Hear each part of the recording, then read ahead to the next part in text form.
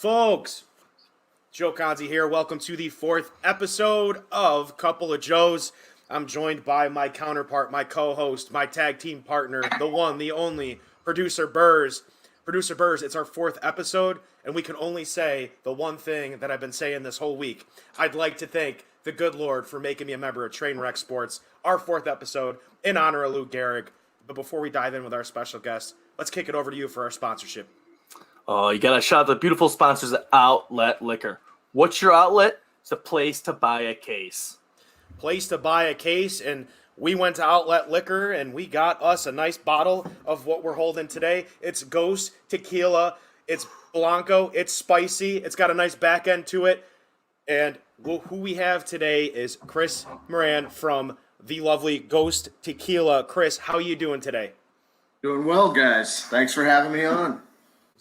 Well, we appreciate your time, and Joe, like we said before we jumped on here, it's about 10:10 on a Tuesday morning, and it wouldn't be a Buffalo show if we weren't drinking before 11 a.m. So, Chris, we appreciate you for motivating us this morning and being a true inspiration of keeping the degeneracy alive, if I could talk today, here in Buffalo. You know, I haven't been to Buffalo yet, but it sounds like my kind of town. So I'll be there for some good morning drinking soon. Well, you let us know the date, the time, and we'll be there with a bottle of whatever you want. And probably Ghost Tequila, I would imagine. Like that. So Chris, I mean, we're as we try this tequila here, the spicy Blanco tequila, the nice sensation, it marries a bunch of flavors. How did you get into distilling tequila and putting this company on the map and building it into what it is today? Well, it's not that long a story. I bartended on and off my whole life, well, at least adult life, and I moved back to Boston. I went to school in the Boston area, and went out to LA for a little while, missed Boston, moved back, and I had a friend who was running a new bar. It was kind of the first tequila bar, those bars you walk into with 100 different tequilas on the wall. At the time, it just didn't exist up in Boston, and this is only 2010, 2011, and I got behind the bar, and I'd actually helped another buddy on a startup in Los Angeles and really like the kind of entrepreneur world and was kind of looking for my next project. So here I am behind a tequila bar. And at the time, everybody's coming in and ordering vodka sodas and Bud Lights. And one of the things that I created to get people to start trying these different tequilas was a spicy cocktail. And I like to think I was kind of ahead of the curve here. And it certainly worked in our bar. In fact, other bars started asking me how to make it, or I had a few that were literally bringing me 6 packs of tequila. I'd make it in my kitchen and give it back to them. And I thought, well, shit, there's got to be some money in this. So I've always loved tequila. I grew up going to Mexico as a kid. Certainly had 2 early experiences drinking a lot of tequila that I remember fondly, fortunately. And I've always stuck with the spirit. But because we're the first bar of our kind of in Boston, a lot of the brand owners had stopped through, and I kind of kept a Rolodex. And one day I was like, you know what, I want to go down and check this out. So I hit each of them up, and they kind of lined me up with both their distilleries and a few others. And I ended up touring about 30 distilleries, learning about the process of making tequila. Really liked what I found. Obviously got to drink a lot of great juice. Got drunk about 30 days straight. I came back to Boston thinking, all right, well, what do I do now? I knew I didn't really want to go out and try and compete with all these other Blanco, Repo, and Nejo tequilas. It's right now it's a world of, big budget or big celebrity pumping these things out. And, I think I needed a point of differentiation, and I like the spicy, and I think it's got legs. So there's a local distillery here in Boston. I went and saw them, say, how did you start your liquor company? They walked me through what they're doing. And granted, they're a great business. They do a lot around here. But they're that micro distillery role. They want to be very regional, have their tasting room, whereas I wanted to build a brand.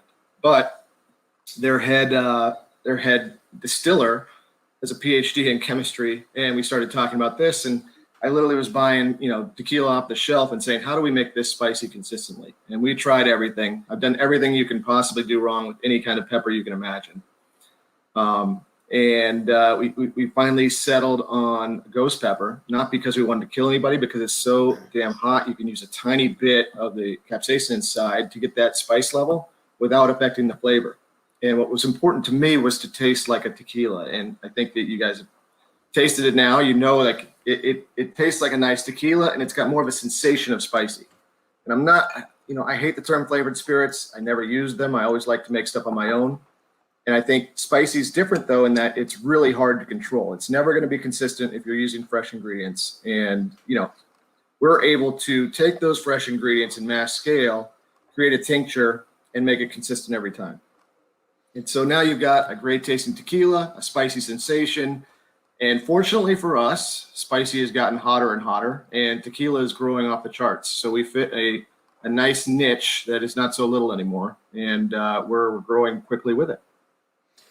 Yeah, I think that's the incredible thing about it. For those that don't know, I believe it was in March, St. Patrick's Day of this past year, 2021. You gained U.S. national distribution deal, which is huge. And for those that don't know, importing products from Mexico or from any country, if you can get that deal done, that only increases your profits. I think it was around plus 75% gross profit that you reached. Well, I'll say last year we almost doubled our business. It's a unique, a year ago, March, I think it was the 20th of March, we looked at the numbers. We were 80% on premise, which means 80% of our product was sold in bars and restaurants. And that went to zero overnight. We managed to flip that strategy into the store business. Thank you, Outlet Liquors, for selling us. But, we managed to flip it into the store business, really refocus our teams on that. And we did it without a down month last year. And, in fact, we ended up doubling business. And we learned quickly it's nice when people are in the stores buying because they're buying a bottle versus in the bars where they're buying a drink. You're going to get a lot more volume that way. And the trends continued as the world's kind of reopened this year. It is just, my biggest job is in and out of Mexico trying to keep up on the supply side. Fortunately, I've got a great guy running our sales and marketing. His name's Andy Tubner. He's got a long pedigree in the spirits business, and he managed to kind of orchestrate this whole flip to the off-premise, and then also, continue growing our team and attract talent and grow our business nationally. His relationships in the wholesalers and distributors certainly paid off. But now we're at a point where this year we're up 300% over last year already, year to date. And, we're beating our forecasts and just trying to keep up. But I think that's great. And I sit here in a cutoff T-shirt because it wouldn't be a tequila drinking session if I didn't look like I was on a beach somewhere. Or maybe I'm Ralph Macchio. Who knows? But the one thing I really like, and I think, and I talk about this a lot, and Burrs knows I talk about this on the show a lot, is, you don't just want to sell your product. You want to sell people on the experience. But I think the one thing that sells me on Ghost Tequila and would sell Burrs on Ghost Tequila is the lengths that you go through to get this project done. So, Burrs' family owns a bowling alley in Clarence Bowling Alley, and the elbow grease, rolling up the sleeves, getting it done to get the place where it needs to go. It's a lot of work. And I think, just being in a kitchen or being behind a bar and deciding one day that you want to just distill tequila, create a tequila for those to enjoy with that spicy back. And there's a lot that goes into it, but people don't realize you don't just call people. You have to go, you have to explore, you have to travel, you have to go places that maybe you have to spend a lot of time is what I'm getting at. So when you started this business, if I had known, on average, I mean, how many hours does it take for you to get it right? I mean, maybe it's different for you than it is for another distiller, but I mean, you got to go to, you said you're in and out of Mexico checking supply stock, the way it's being distilled, tasting everything. I mean, how many hours had to go in to just finding the right taste? From the time we finally narrowed it down to a distillery to the time we had what we wanted for a finished product was about 8 months. Wow. And it was a lot of back and forth, grabbing different samples out of the stills, working with a guy up here and trying to get this thing right. But that was a fun time. It was really like, hey, at the time, I was still, traveling to Mexico for work was unique. So I was having fun doing that. I'm getting to see all the kind of the backcountry and these distilleries and, work with some people who this is their life down there. They're really, really ingrained. It's almost a culture.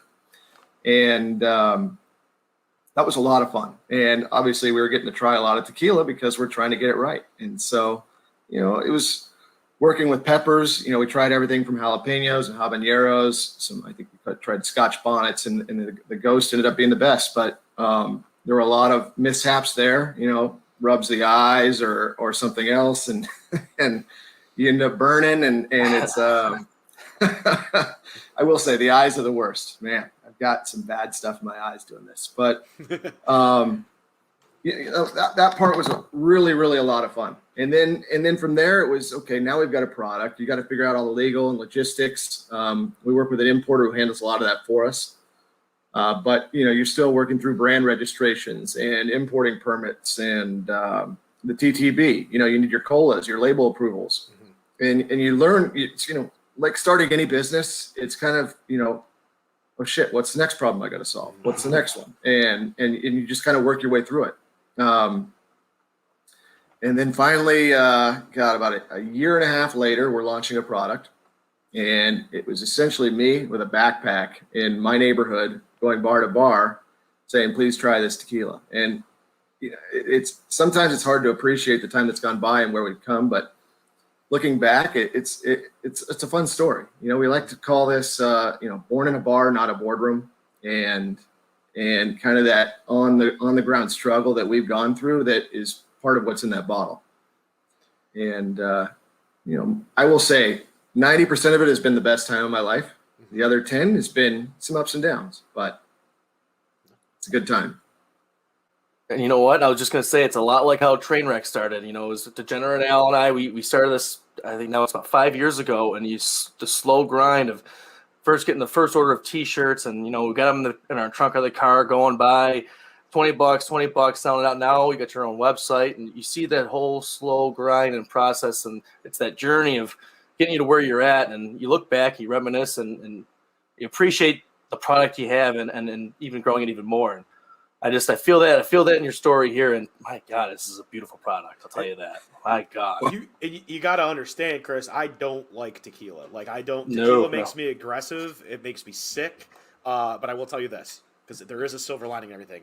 This will be a product in the Kanzi household for moving forward, because it tastes so good. I don't feel like I'm drinking tequila, if that makes sense. I feel like I'm drinking a product that has a lot of time, a lot of effort. This just moved up the leaderboard. We had one episode, we had rum on last. This might be my new go-to. Anything spicy, anything I could put into a Bloody Mary, a Bloody Maria, as we called. Jill and I've worked brunch bar. I think tequila, like people put Patron in. I would take this over Patron in a Bloody Maria, honestly, because it's quality product. Great price point. Outlet liquor. I don't know if we're talking about price here, but I walked in there and they had a whole display for you, so it was easy for me to find it. It didn't ghost me, but just folks, if you do get a chance to try it, very smooth. You don't even realize that you're tasting that you're drinking tequila, which is good, because I'm usually like the brown liquors and things of that nature. But definitely this will be my. Those get me angry. Those get you angry? Yeah. So I just think it, like I said, so you're, I'm probably going to butcher the name of this, but the distillery Casa Maestri? It's Casa Maestri, correct. Maestri. And yep. It's in Tequila, Mexico. And before I jumped on the show, I go, Joe, did you know there's a Tequila, Mexico? And he goes, no. I was like, well, geez, it hits you right in the face. So, that town, is it a Tequila, Mexico? It's a very small portion of Mexico, or very large, or is it like the tequila capital of the world because it's Tequila, Mexico? Well, it is obviously the tequila capital, but it's not a very big town. I don't know the population, but you kind of drive into this town. It's beautiful. It's very, very well kept. All the buildings are very colorful. The streets are clean. The people there are obviously working hard. There's bells going off at Sauza and horns going off at Cuervo, and it's a really a neat place. Obviously, in the middle of this town is this square with this 200-year-old stone church. Everybody's up in the morning. The bells go up in the church go off at 9 o'clock, and that's kind of the end of the day, which was what surprised me, because I think we always reference tequila to those big nights. We had a good night. We were doing shots of tequila. We were up till 3 a.m. We ended up naked on a beach somewhere. Good times. It happens fast. Yeah, that's how you grow a business. I'm just kidding. In the town of Tequila, it's like, where'd everybody go at 9 p.m.? It's great. But, everybody's up at 6, working. And I think a lot of it's the temperature. A lot of this work is in the farms and the fields, and it's hot. So, you take advantage of that early day. But it really is a nice place. And the people in my distillery, the family behind it, the Maestries, Celia and Michael are fantastic. I was fortunate, just got to have lunch with them recently down in Tampa. And, they're just very passionate about this project. They've been in the liquor business for a long time. They finally started this distillery. Well, I'm sorry, they didn't start it, but they acquired it about 12 years ago, and they've really built a business around, their brands and a couple brands like me that they're trying to help out. Well, I don't know if you know this, but I just Googled Ghost Tequila just now. Did you know that there's an article on E! Online that says Reality Rushmore, and it talks about MTV's All-Star Challenge on June 3rd. This was recently. And it said, signature cocktails by Ghost Tequila and Plush Vodka were served in trash talk, was kept to a minimum, just long enough to properly toast the guest of honor. So not only are we in the presence of a very great tasting tequila, but E! Online's writing about Ghost Tequila. That's incredible. I mean, did you ever imagine that your tequila would be involved in a dramatic show like MTV's All-Star Challenge? We have been shooting for that show for a long time. No, I honestly, I didn't even know that was the case. We've got a guy named Greg that works for us, and he's got a long background. In fact, I think he ran PR and communications for Patron for 10 years. Patron, I've got nothing bad to say about them. They kind of created this tequila buzz that has become what it is today. And they built a great brand, a great product for a long time. And I think now Bacardi's trying to continue that tradition. Mm-hmm. But Greg was one of those guys who helped put them in the press nonstop for most of their big growth years. And so we were fortunate enough to work with him, and he lands a lot of unique opportunities like that. So it is fun to see. I don't know what show it was. It was an NCIS or something, and these this couple's they're in a liquor store investigating something, and in the background you see a display of ghosts, and I was like, holy shit. Well, big time product placement. Yeah, exactly. Organic marketing without even trying, really. That's right. So it's incredible, with business growth and things going on. I mean, what was one of the toughest challenges that you faced during the pandemic? We've been asking a lot of distilleries and a lot of people on the show their biggest challenge. I mean, what was one of the biggest ones that you faced during the current COVID pandemic? That's hopefully we're now seeing the light at the end of the tunnel. So, yeah. Well, I'll tell you, a year ago, March was really scary for me. With any startup, we've been, up and down for the first few years, where it's like, oh, do we have enough money, or do we have enough product, or do we have enough both? And there were some scary times, but when we're starting to really see that hockey stick growth, and all of a sudden your bars close, it was scary. And I'm not saying we had to relearn the business, but to refocus all of our assets on stores and how do we get in front of people there. When, a lot of things that happen in stores are like the tastings. You have, you walk into a liquor store, I'm sure, in Buffalo, and you see somebody up front behind a table pouring drinks. And, we're one of those brands, we get that going, and we'll sell 12 bottles, no problem. But that all went away too. And so we work with a marketing agency that really started kind of cleaning up our image. I hate to call us amateur before that, but, it's me or some guys on my team that are running the social media and creating the graphics, and it's not exactly what we were going for. So we hired someone to help clean us up and really start pushing us out there. And I think between the marketing and a lot of unique opportunities that we wouldn't have had access to in normal times, we had, I think, 350 billboards up around New England and Texas. And we got them for pennies on the dollar because all companies across the board stopped spending on marketing. We found some radio opportunities, same thing. And, I think the big thing that we did was double down on the advertising port when everybody else was pulling back, and really focus on distribution and highlighting our uniqueness. People were going out to bars ordering spicy cocktails. In fact, if there's a spicy cocktail on a bar menu, it's the first or second best-selling drink on that menu. And the only way to get that at home was either a product like ours or make it yourself. And we tried to point out that we make it easy with a quality tequila at a good price point. Do you know how expensive firewater bitters are too to spice up your cocktail? They're expensive. You're better off buying a bottle of tequila like Ghost to put in your cocktail, so you're not spending money on bitters. Well, It adds up there you over go. time. You know what? Look, if you need someone to rep your liquor, that's what I'm basically telling you. I appreciate that. In the store for you. I like that.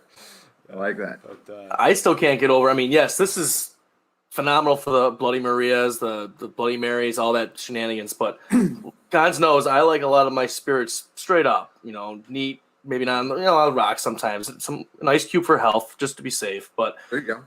I cannot get over how good this is. I mean, the spicy. I like spicy. I like spicy everything. I'm not a tequila guy. I mean, I grew up with my uncle telling me the last time he had tequila was January of 1990 when the Bills crushed the Raiders in the AFC Championship, and that was just a whole other story there. So I've never really. Which one of the three was that they didn't win? Yeah. That's we're talking about AFC Chris. Championships. We're good on those. I'm marketing the product here, and you're just throwing haymakers, man. What's going I need a on? shot for that one there. A little spicy kick to that one. Hey, I'm a Niners fan living in New England, so I was just about to ask you. That was my next question. Joe Were you a Montana, Patriots fan? He's a Niners fan. So, were you a Joe Montana fan growing up? I sure was. I actually grew up in the Bay Area, and then we actually moved to Alaska when I was going into high school. So I did high school in Alaska. Wow. Incredible. Alaska, that's a bucket list place right there. I'd love it. That's What I tell everybody is it's a beautiful place to visit. there's some places like you can sit there and look at pictures.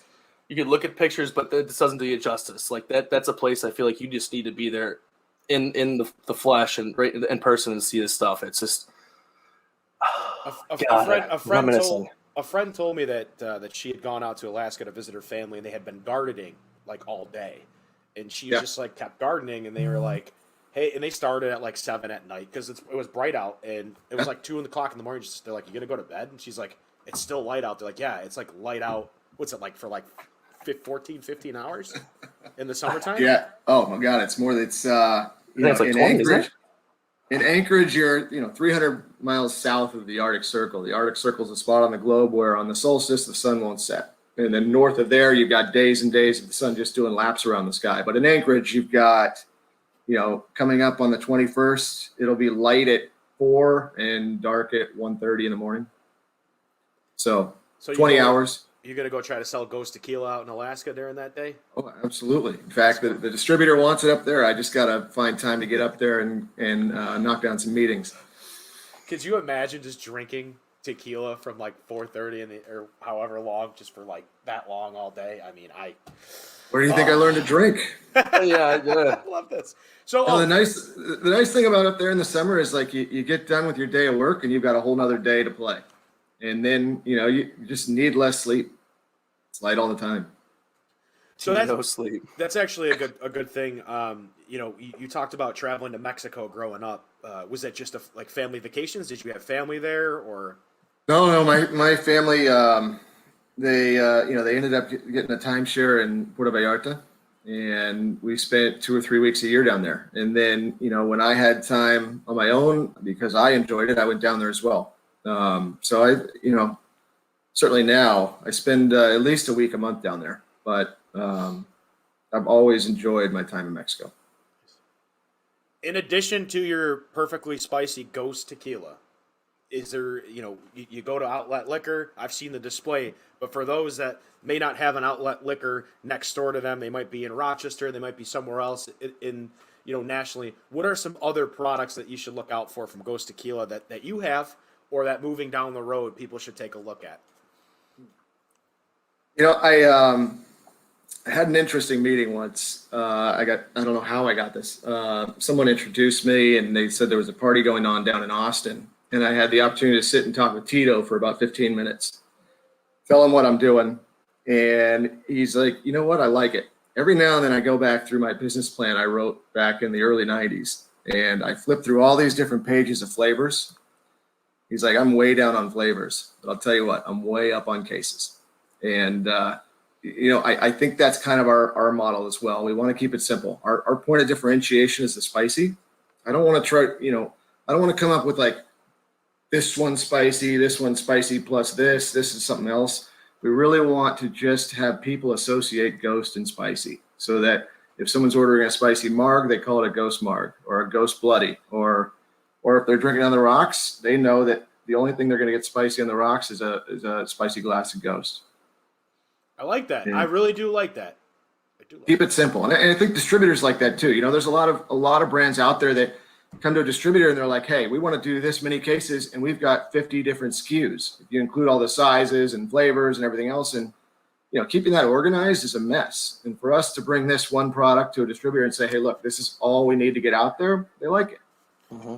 You know what else is incredible too, Burrs? If you look on the back of the bottle, and this is something that is a great selling point now, it's gluten-free.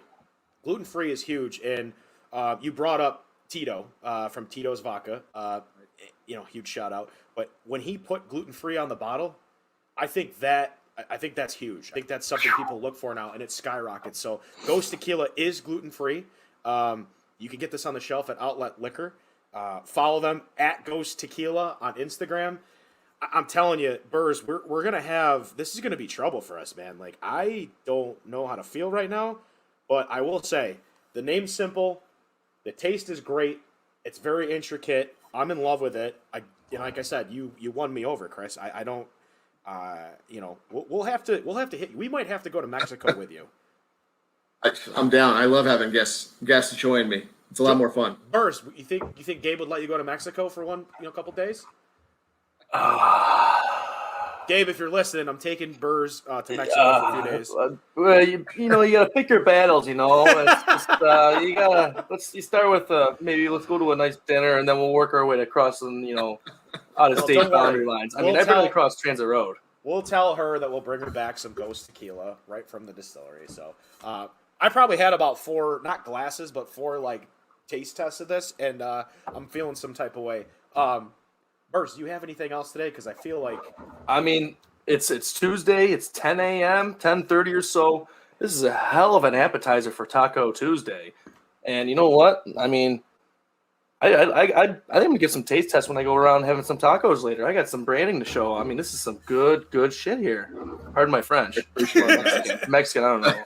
Man, I'm going to talk people's ear off about this stuff. I'm really proud of it. As a non-tequila guy too, of course. I feel like maybe I should do a shot with you guys or something. Yeah, let's do it, man. We're already here. As I say, last time I said no, I misunderstood the question. That did happen live on air, didn't it? That's Burrs, all this right. is the most tequila I've drank in my whole life right now. I have to operate a motor vehicle. Oh, never mind. I can say that. Yeah, I know, right? I was just saying, Nice I little like this. So, Chris, usually what we do is we ask for a Buffalo Bills prediction, but we're not going to do that. Instead, what we're going to do is we're going to reach out to you soon. We know you're a busy guy, but we invite you to come out to Buffalo for a Buffalo Bills game. We'll take you to a tailgate. We know you're a Niners fan, but we'll take you to a game. We'll bring around some Ghost Tequila, but we'll show you how it's done here in Buffalo. We promise you that. You let us know the date and time. We'll find some tickets. We'll get you in. You can see the greatest quarterback of all time in the NFL, Josh Allen, throw dimes to every other receiver. But not this one over here. No, not Andy Dalton. No. But it's just it's a ginger thing. On behalf of Trainwreck Sports and Couple of Joes, we extend the invite to you. You just let us know when you're available and come out, hang out with us. We'll get with Rich. We'll do something at Outlet Liquor, and then you come out to a game with us, and we'll party hard. That sounds awesome. So I like it. Cheers, guys. As we always say, I don't know. Stay happy, stay healthy, and always stay thirsty, folks. Absolutely.